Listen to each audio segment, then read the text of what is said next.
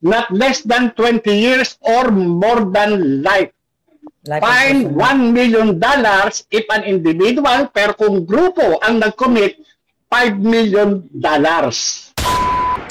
Nako, Senator Amy Marcos, kayo na lang ho ang inihintay naming magbigay ng komento kaugnay dito sa napakalaking iskandalo na kinasasangkutan ng pamilya nyo. Dito sa video na to, ito ho ba ang huling sandali nitong si Paulo Tantoco, na kung saan makikita natin sa video, kasama ho niyang kumain itong si Lisa Araneta Marcos. Nako, yari ho tayo dyan.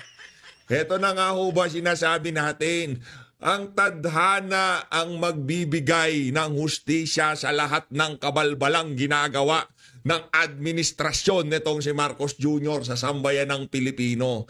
Dito sa video na to, meron hong emergency live. Itong si Ma'am Cathy Binag, yang si Agent Morales, at itong si Madam Maharlika. Kumbaga tayo dito makikiusyoso lang at ibabahagi ko sa sambayan ng Pilipino sa ating mga kasama sa PH Update na hindi pa nakasubscribe. At kung hindi pa kayo nakasubscribe, i-subscribe nyo lang yung join button. Kung ano nga ba ang nangyari dyan sa naging live na yan ni Binibining Maharlika, ni Agent Morales at nitong napakaganda na si Ma'am Cathy Binag. Palakpakan ho natin. Yan. Bakit kailangan nating mapanood dito? Kasi noong nagdaang taon, heto ang mga key personalities dyan sa issue ng pagkabangag nitong si Marcos Jr. Yang si Agent Morales, nagsagawa pa ng hearing sa Senado para lamang pagsalitain niya si Agent Morales doon sa nangyaring hearing sa Senado.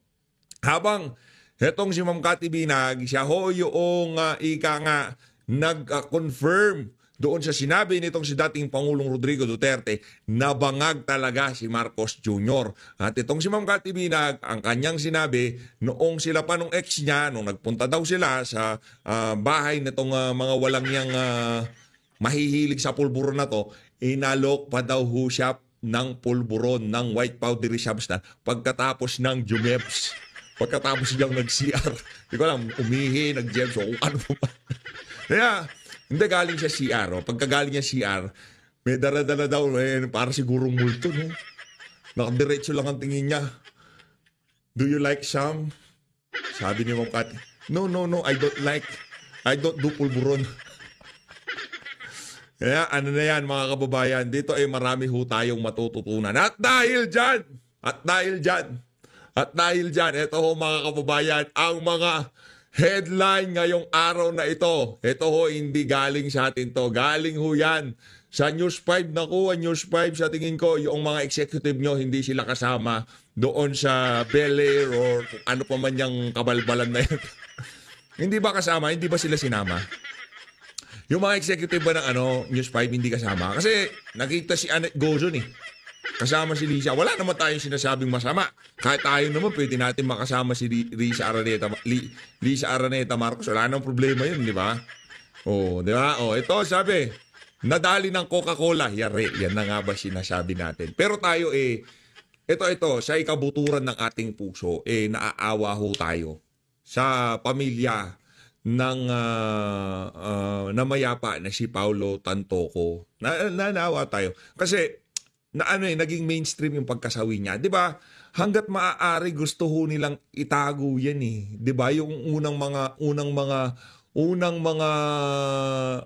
mga balita diyan sa issue ng pagkasawi nitong si Paulo Tantoco, heart failure o nagkaroon ng aksidente o kung ano pa man. Itinatago nila. Nagkaroon ng media blackout. Pinantapal yung issue ni Tatay Digong, kinidnap siya, dinala siya sa dahig. The whole 1 month, hindi natin pinag-usapan yung issue na yan kasi tinabunan. Ngayon, ano pang ipantatapal nyo? Yung mga kalansay sa Taal? Anak ng Toka, hindi pwede yan.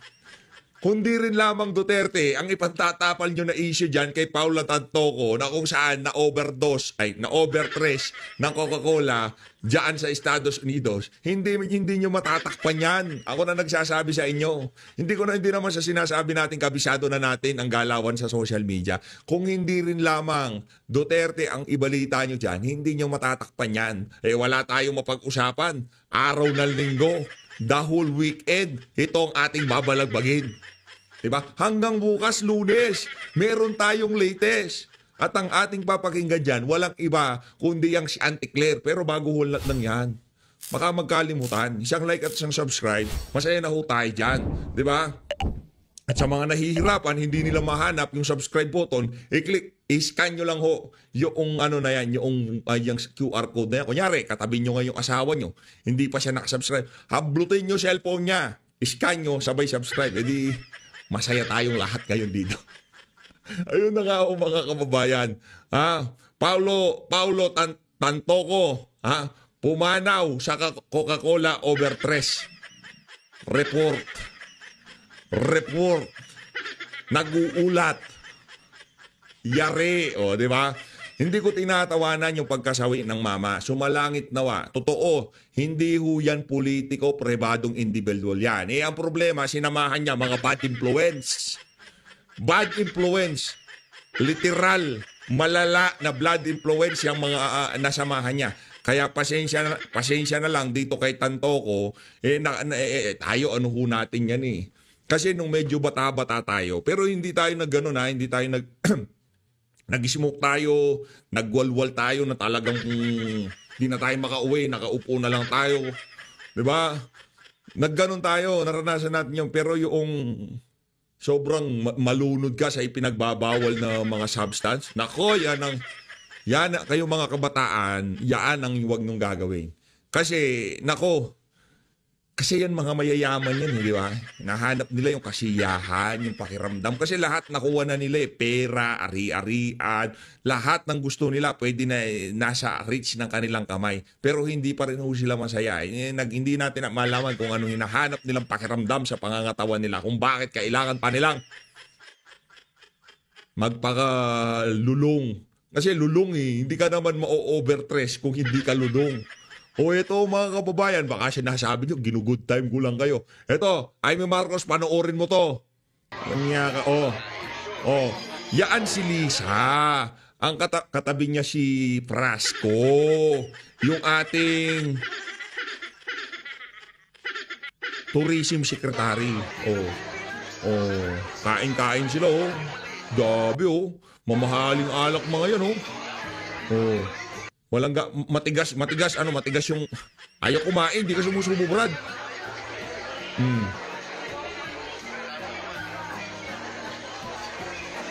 Kakalungkot. Yan ang sinasabi ko sa inyo. Hindi porket mapera, hindi porket maganda suot, good influence na yung mga yan.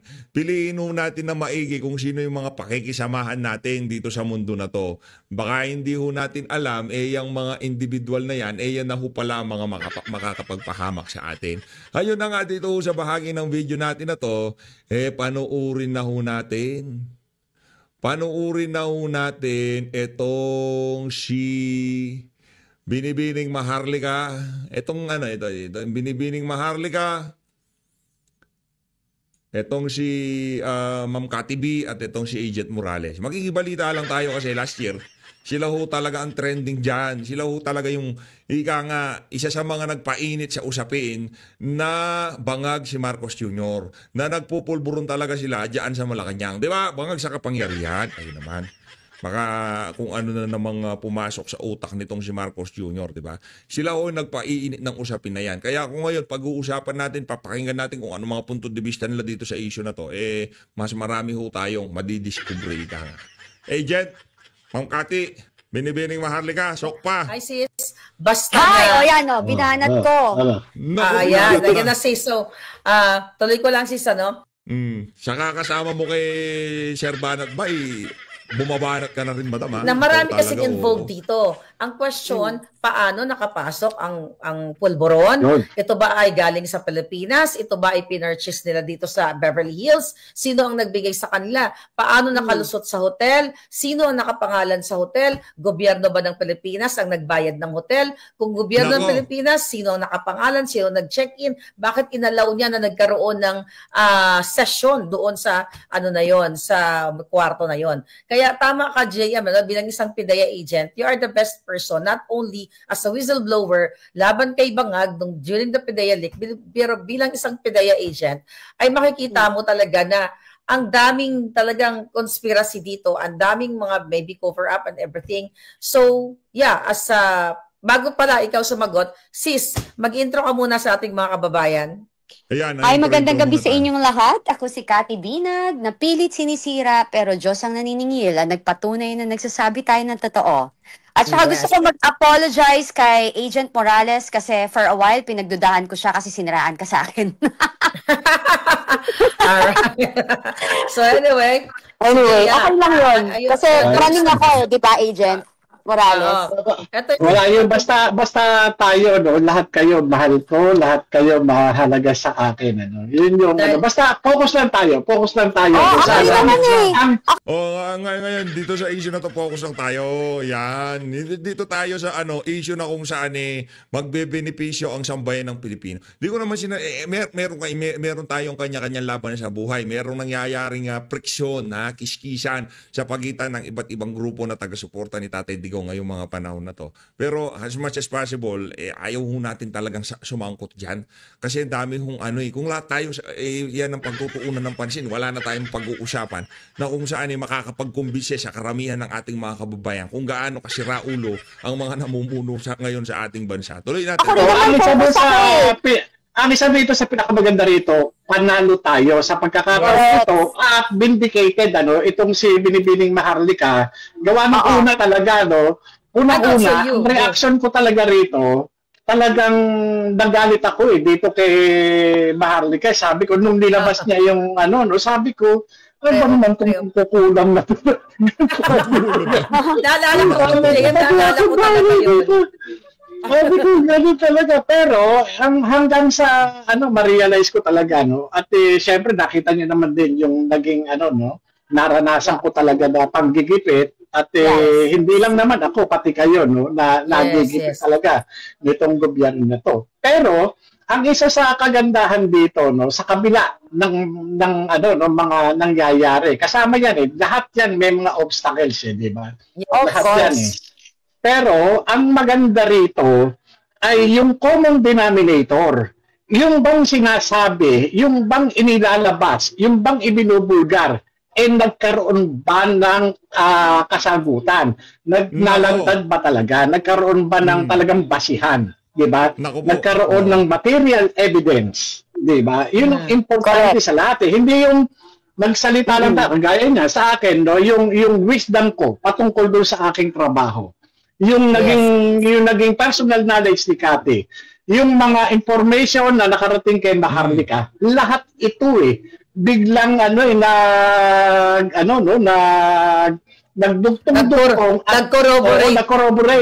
nag-corroborate hanggang sa nagkaroon ng resulta mula doon sa sa coroner's office kung saan sila yung nag-leak ng mga pieces of evidence o specimen na isinabmit for toxicology examination. Ayun ang resulta ng pagkakadiskubre doon sa presence ng Teka lang, natawa ako dun sa isang natin subscriber, sabi niya, PH Update, araw-araw mo ng topic yan. Hindi mo maikabisa, tanto ko. Bumagal yung 1M, bumagal nga naman kayo na. O yan, sila na nakapansin, bumagal daw yung 1M. Mamimigay ako ng 1M na hug at saka kiss. Kala mo naman, gustong magpakiss Hindi, magpapaparty talaga tayo, promise. Promise, magpapaparty tayo. Ay hindi, magpapaparty kayo. Mali kayo pala magpapaparty. Pupunta ako sa party nyo. Pag nag 1M tayo, magpa-party kayo tapos pupunta ako doon. Sigurado. Imbitahin natin lahat. Imbitahin natin lahat. Controlled substance na nakalagay doon sa Schedule 1 ng UN Convention ng narcotics. Yes. Yun So, po yun. JM, no, balikan ko lang yung hanging question ko sa iyo kanina. Yun na nga, bilang isang PIDEA agent, so talagang hindi lang 'to nagtatapos na nalaman natin na okay, yung based sa toxicology test ay meron ngang positive siya sa pulburon. Then, alam mo, namatay siya through accident. Kaya nga, marami talagang madadamay dito. Kaya nga, based on your experience, bilang isang PIDEA agent, pag mga ganitong klaseng, kung ihahalon tulad mo sa pangyayari sa Pilipinas, ano-ano ang nakikita mo talagang, o sino-sino, paano mo bilang, yun nga, lingkod ng bayan, bilang PIDEA agent, paano nyo i-extract ito, pananagutin ang mga taong nasa likod nito? Unang-una, siyempre, no, ang trabaho kasi ng law enforcement, lalo na sa mga ganyan, pagdating sa crime scene, labo muna bago linaw. Ibig sabihin, lahat yan i-contain namin doon sa sa ilalim ng kapangyarihan ng batas. At isa-isa yan, lahat yan ipoprocess. I-evaluate namin kung ano yung extent ng kanilang participation. Hindi ko sasabihin inosente kaya nandun ka sa loob eh. Kapag nasa loob ka, ibig sabihin, posible yung conspiracy. Hindi pa pwede, lalo na sa isang hotel, sa isang enclosed area, imposibleng hindi alam ng mga kasama yung ginagawa ng ibang kasama. Lalo na yung mga ganitong uri ng mga pangyayari o aktibidad, hindi ginagawa lalo na iisang lugar lang kayo eh. Si Ma'am Cathy B, press na press. Tingnan nyo naman, oh. Basang-basa pa buhok. Diba? Iisang lugar lang kayo. Kaya doon pa lang, makikita mo kung sino ang sino. Kung sino yung mas makapangyarihan o dominant person o party. Diba? Kung halimbawa, ang nandun ay isang pinuno o mataas ang estado sa buhay, natural yung mas nakakababa sa kanya, mangingini. Pero kapag nakikita ng mas mababa sa kanya na promotor, nangunguna sa katarantaduhan, talagang yun ang gagawin. Diba? Kaya yung nangyaring paggamit dyan ng illegal na substance na tinutukoy sa Schedule 1 ng UN Convention, talagang ako'y naniniwala na walang alam itong si Lisa Marcos doon sa nangyaring pagkamatay ng isang tantoko. Yun po yun. So sinasabi mo ba na tama ba pagkarinig ko na naniniwala ka na walang kinalaman si Lisa Tanas sa pagkamatay? Naniniwala ako na meron siya. Hindi ko pwedeng wala. Na wala siyang kinalaman. Kasi unang-una, siya yung pinaka-dominant person eh. Siya nag-imbita. Siya nag-imbita, siya ang nagdala. Kaya nga, kung titignan mo, kung sino man yung ituturing natin na yung maintainer o nagme-maintain ng drug bin, di ba? Word of the night, maintainer. Kung sino nagme-maintain na. Saka yung malupit doon yung drug bin. Alam naman yung janitor o yung mas mababa sa kanila. Alam mo naman yung PSG na kasama nila. Siyempre, lahat yan nasa impluwensya, no? Nasa ilalim ng impluwensya kung sino man yung dominant person. Agree. Doon sa lugar na yun. Kasi si Cathy, Agent Morales, kitang-kita kasi yun sa media, may mga video footage na talagang magarami siyang kasamang mga cabinet secretaries. So kaya nga, nang ni-research natin na dito sa batas ng Amerika, pag mga ganitong pangyayari na yun na nga, may involved, may namatay. So pwede talaga madamay kung sino ngayon naka-check-in sa hotel. Talaga mayroong tinatawag na custody at control nitong place o drug, yung place, yung, yung room. Saan yung crime scene? Yung crime scene na matatawag, tama ba, Agent? Ito yung tinukoy, malinaw na tinukoy doon sa 21 US Code, Section 856, subsection A, B, at saka C, no? Ito, kung babasahin natin, maintaining drug involved premises. A, unlawful acts, except as authorized by this subchapter, it shall be unlawful to 1. Knowingly open, lease, rent, use, or maintain any place, whether permanently or temporarily, for the purpose of manufacturing, distributing, or using any controlled substance.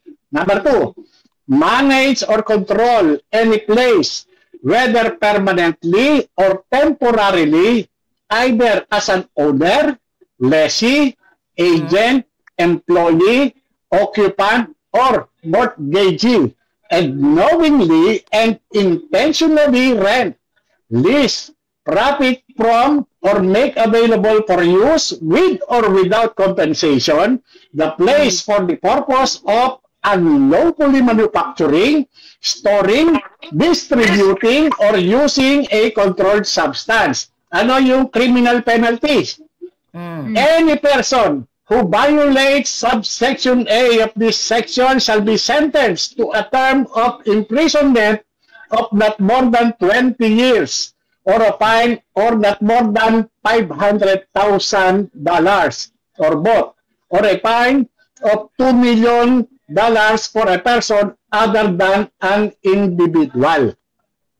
May kapareho po ito na na krimen o kaso o batas sa Pilipinas. Ito po ay tinutukoy sa Section 6 ng Article 2 ng Republic Act 9165. Maintenance of a den, dive, or resort. Yan. The penalty of life imprisonment to death. Wala nang parusang kamatayan yan. And a fine ranging from 500,000 pesos to 10 million pesos shall be imposed upon any person or group of persons which shall maintain a den, dive, or resort where any dangerous drugs is used or sold in any form. Ngayon, paano kung merong namatay? Halimbawa, di ba? Yeah. Nandito, no? Kasi to add up, talagang mananagot kung talagang sino ang pumayag, sino ang nag-allow na makapasok yung white powdery substance sa loob ng kwarto, 'di ba? So talagang mananagot talaga dapat. Kaya medyo matagal nga talaga yung investigation na hanggang ngayon open pa rin, Ito tuloy natin.